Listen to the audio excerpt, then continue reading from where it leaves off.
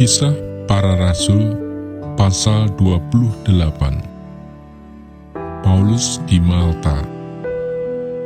Setelah kami tiba dengan selamat di pantai, barulah kami tahu bahwa daratan itu adalah Pulau Malta.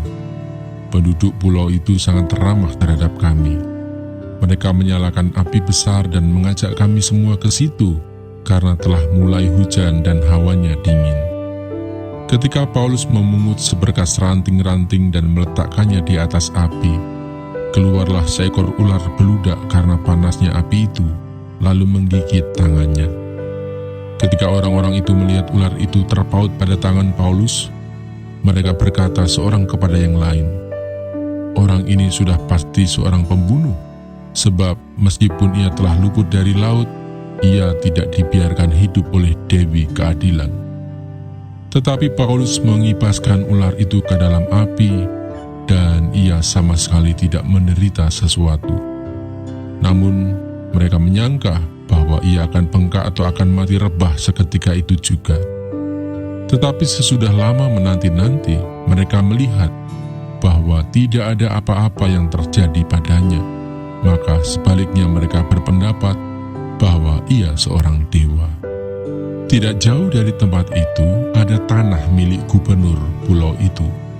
Gubernur itu namanya Publius. Ia menyambut kami dan menjamu kami dengan ramahnya selama 3 hari. Ketika itu ayah Publius terbaring karena sakit demam dan disentri. Paulus masuk ke kamarnya. Ia berdoa serta menumpangkan tangan ke atasnya dan menyembuhkan dia. Sesudah peristiwa itu datanglah juga orang-orang sakit lain dari pulau itu, dan mereka pun disembuhkan juga. Mereka sangat menghormati kami, dan ketika kami bertolak, mereka menyediakan segala sesuatu yang kami perlukan. Paulus tiba di Roma. 3 bulan kemudian kami berangkat dari situ naik sebuah kapal dari Alexandria yang selama musim dingin berlabuh di pulau itu. Kapal itu memakai lambang Dioskuri. Kami singgah di Sirakusa dan tinggal di situ 3 hari lamanya. Dari situ kami menyusur pantai, lalu sampai ke Rhegium. Sehari kemudian bertiuplah angin selatan, dan pada hari kedua sampailah kami di Puteoli. Di situ kami berjumpa dengan anggota-anggota jemaat, dan atas undangan mereka kami tinggal 7 hari bersama-sama mereka. Sesudah itu kami berangkat ke Roma. Saudara-saudara yang di sana telah mendengar tentang hal ihwal kami, dan mereka datang menjumpai kami sampai ke Forum Appius dan Tres Taberne. Ketika Paulus melihat mereka, ia mengucap syukur kepada Allah, lalu kuatlah hatinya. Setelah kami tiba di Roma, Paulus diperbolehkan tinggal dalam rumah sendiri bersama-sama seorang prajurit yang mengawalnya. Pembicaraan dengan orang Yahudi di Roma. 3 hari kemudian, Paulus memanggil orang-orang terkemuka bangsa Yahudi, dan setelah mereka berkumpul, Paulus berkata, "Saudara-saudara, meskipun aku tidak berbuat kesalahan terhadap bangsa kita atau terhadap adat istiadat nenek moyang kita, namun aku ditangkap di Yerusalem dan diserahkan kepada orang-orang Roma.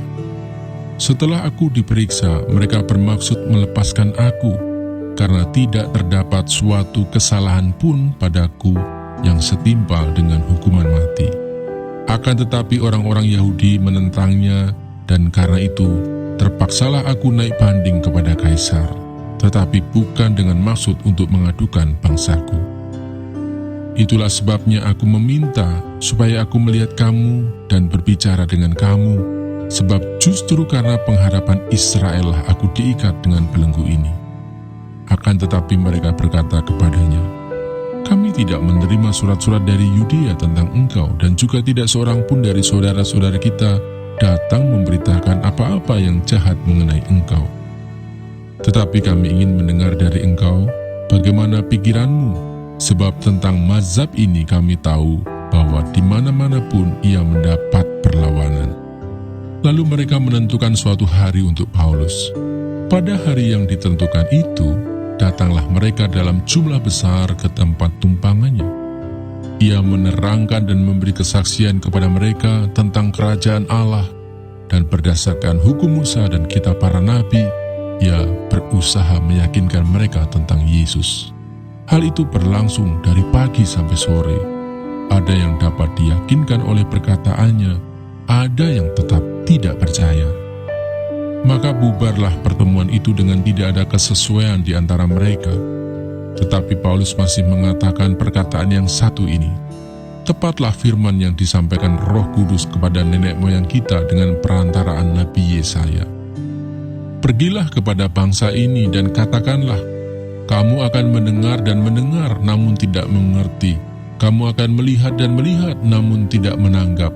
Sebab hati bangsa ini telah menebal, dan telinganya berat mendengar, dan matanya melekat tertutup, supaya jangan mereka melihat dengan matanya, dan mendengar dengan telinganya, dan mengerti dengan hatinya, lalu berbalik sehingga aku menyembuhkan mereka.